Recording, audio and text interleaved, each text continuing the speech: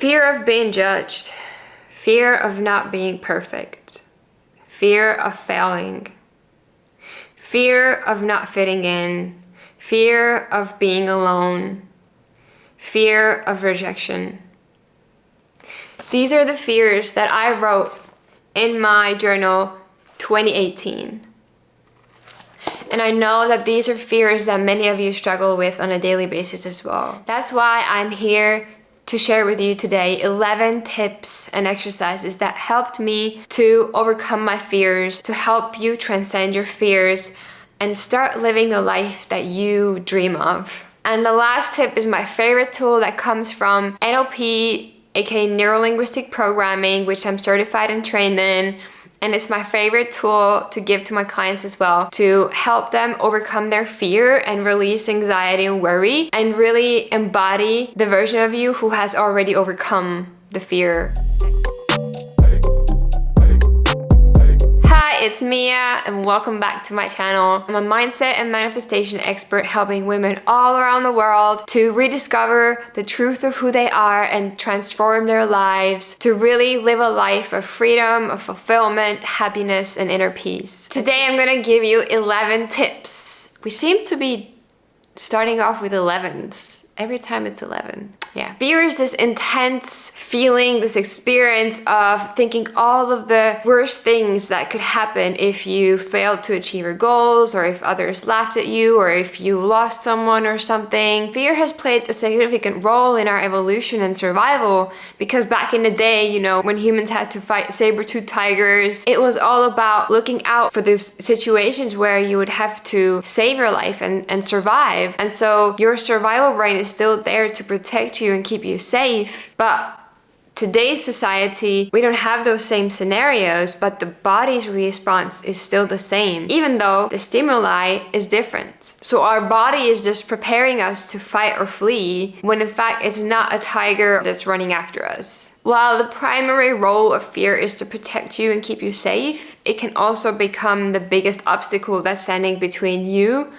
and your dreams. So in these situations, your subconscious mind goes into self-protection mode and it starts to sabotage you to not do that action or not say that thing or not make that decision. It goes, I'm not good enough for this. Who am I to speak about this? Or who am I to teach others or help others? Or what if I become a failure? What if others will laugh at me? What if I'll be judged? So it's about knowing how to leverage fear, because fear will always be there. There will always be fear. You cannot just get rid of it. It's about knowing how to work with it. Because research has proven that when you try to ignore your fears and run away from them, you're actually making it worse. What you resist persists. So we are going to work with our fears and we're gonna befriend them and we're gonna use them to our advantage to move to the next level in life. So the first thing I want you to do is identify and name your fears. Make a list of all the fears that you have. What you can do is write out your goal, your ultimate dream, your desired ideal life, and then ask yourself, what's keeping me from making this happen? What's holding me back from living that dream life? And then name them. The reason why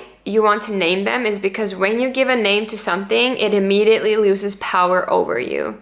So even with imposter syndrome, any fear, if you give that a name, whether that's a funny name, a common name, your brain will immediately associate that with, neutrality. It's just a friend. It's a person that I know, We're on a good terms. Number 2 is reframing your mind and your thoughts. The reason why is a thing I want you to know about fear. It has the same body reaction as excitement. Your heart starts racing, maybe you're sweating, maybe there's tightness in your chest, you're going into this hyper-aware state in your body. And so why it's important is we want to frame our thoughts to thinking it's excitement and not that it's fear. You can focus on the thoughts of, oh my God, I'm afraid to do this. I'm not gonna do this. I'm not gonna make it. I can't speak up for myself. I'm afraid to start this or do this. Whereas if you thought about and focused on, I'm excited. I'm excited to do this. I'm excited to share my opinion. I'm excited to show up as me. Start shifting your thoughts and then your body will be like, oh, I am excited, because body's reaction is the same.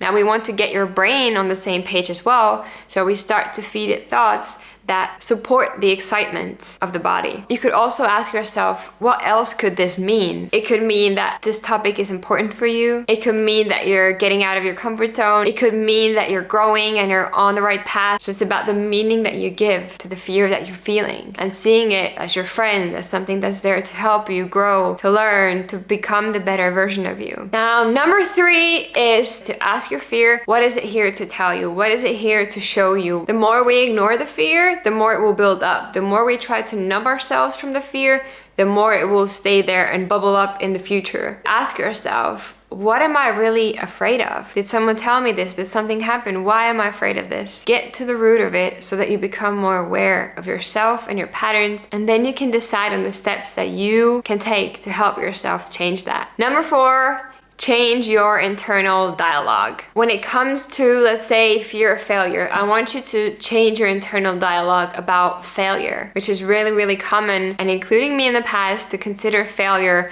as something horrific. I want you to redefine failure to mean that it's just feedback. It's there to guide you on your journey to becoming your best self. Whatever happens is just a lesson. If you didn't try, you would never know. Like there is a saying, sometimes you win and sometimes you learn, because you never lose, you never fail. You're always learning and growing. Why the internal dialogue is important is because it affects how you think and how you behave. And in order for you to live your best life, it requires for you to think and have internal dialogue of the life that you desire, of the person you desire to be. So what would that version of you think about? What would that version believe? Number 5, get clear on what you want. Take a piece of paper or just take a silent moment today and just think about what it is that you truly want from your life. Maybe make it a time frame that feels good for you, whether that's 6 months from now, a year from now, 5 years from now, or just your ideal life. What inspires you? What excites you? What would be the life that you truly love and feel grateful for? Having something that motivates you, whether that's writing it on a piece of paper and sticking it somewhere, or creating a vision board, or making your phone wallpaper something that inspires you, and remembering your why. Why would you do that? Why do you want this to happen? So when you write out your goal, ask yourself, why do I want this? And then go deeper. Why?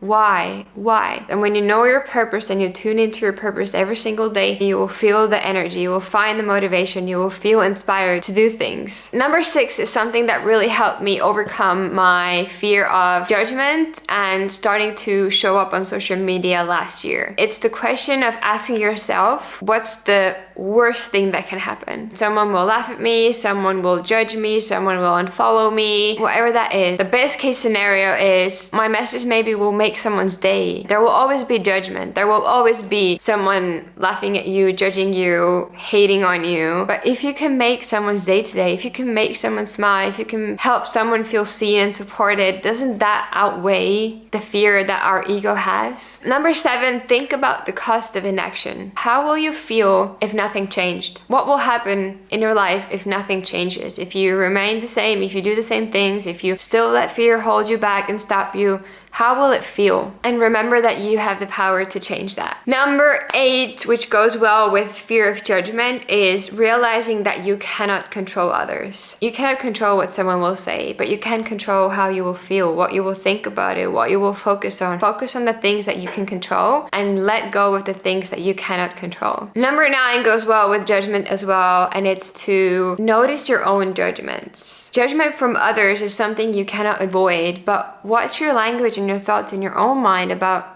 judgment towards yourself and towards others that you have. And once you become aware of the thoughts and the judgments that you have about yourself or maybe others, you will quickly start to change that, because the more you become aware of things, the more you'll start to take control and shift those things. Number 10, as they always say, your tribe is your vibe. Surround yourself with people who uplift you, who inspire you, who are action takers, who are courageous and confident and brave, and just bring out that confident action taker within you as well, because the people you surround yourself with is the person you become. And so really choose the people around you wisely, because energy is contagious and their energy will latch on to you as well. Number 11 is a really great tool that I use as well. Whatever you're afraid of doing or saying, I want you to imagine maybe 15 minutes after having done that, or 30 minutes after. You pick your time frame, but just visualize a moment, something that brings out positive emotions from you. You feel happy, you feel excited, you feel brave, you feel strong or confident that you did it. You're celebrating yourself. Everything will go successfully. How you feel after having spoken up or asked for a raise or confronted your boss, or how do you feel after having showed up online as you? It will calm the body, it will calm the mind, it will focus on the positive, the pleasure of the outcome, and it will be great for manifesting the things that you desire have already happened.